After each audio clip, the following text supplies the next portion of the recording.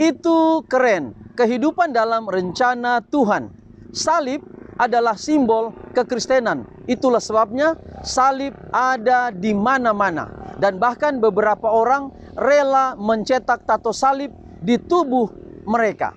Pertanyaan kita adalah, sejak kapankah simbol salib itu diperkenalkan?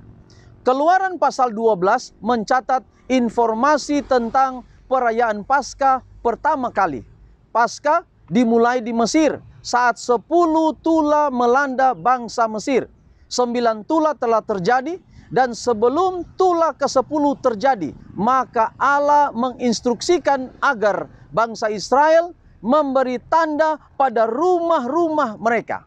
Mereka harus menyembelih domba jantan atau kambing jantan berumur setahun dan tidak bercela. Keluaran 12 ayat 7.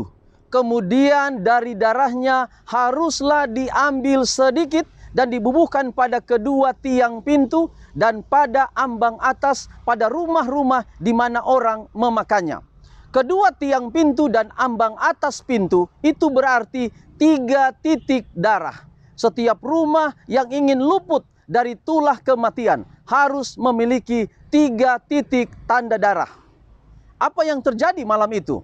Keluaran 12 ayat 13, dan darah itu menjadi tanda bagimu pada rumah-rumah di mana kamu tinggal. Apabila aku melihat darah itu, maka aku akan lewat daripada kamu. Jadi tidak akan ada tulah kemusnahan di tengah-tengah kamu apabila aku menghukum tanah Mesir. 3 titik tanda darah pada setiap rumah bangsa Israel meluputkan mereka dari tulah kematian. Ada apa dengan 3 titik tanda darah itu? Jika kita menarik garis vertikal dan garis horizontal, maka kita akan menemukan di pintu itu ada tanda salib, ada simbol salib. Walaupun ribuan tahun kemudian barulah hukuman salib diperkenalkan oleh bangsa Roma, tetapi Allah sudah memperkenalkan simbol salib sejak di Mesir.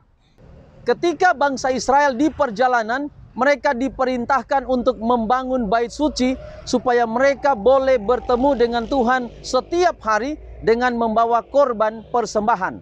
Setiap hari akan ada 2 ekor domba jantan yang dikorbankan, satu pada waktu pagi dan satu pada waktu petang. Setiap hari pada upacara harian, seorang imam akan menyembelih 1 domba untuk pagi hari dan 1 domba untuk sore hari. Perjanjian lama tidak menyebutkan jam berapa itu dilaksanakan, tetapi yang pasti Yesus menggenapinya di perjanjian baru. Markus 15 ayat 25, hari jam 9 ketika ia disalibkan. Artinya Yesus tersalib tepat jam 9. Di saat yang sama, seorang imam sementara menyembelih seekor domba jantan di bait suci Yerusalem pada upacara pagi. Markus 15 ayat 33. Pada jam 12, kegelapan meliputi seluruh daerah itu dan berlangsung sampai jam 3. Jam 3 tepat, Yesus menghembuskan nafas terakhir. Bersamaan dengan seorang imam hendak menyembelih seekor domba jantan pada upacara petang. Jam 9, jam 12, dan jam 3 adalah 3 titik tanda darah yang pernah ada di pintu-pintu rumah bangsa Israel. Dan jika kita tarik garis vertikal dan horizontal, maka di jam itu ada simbol salib. Jam dimiliki oleh setiap orang. Itu berarti bahwa setiap orang yang menggantungkan jam di rumah, yang memakai jam seperti saya ini, maka dia sementara ada tanda salib pada dirinya atau pada rumah yang dia tempati.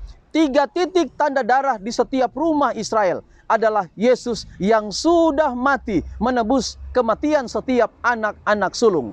Gantinya manusia itu harus mati karena dosa.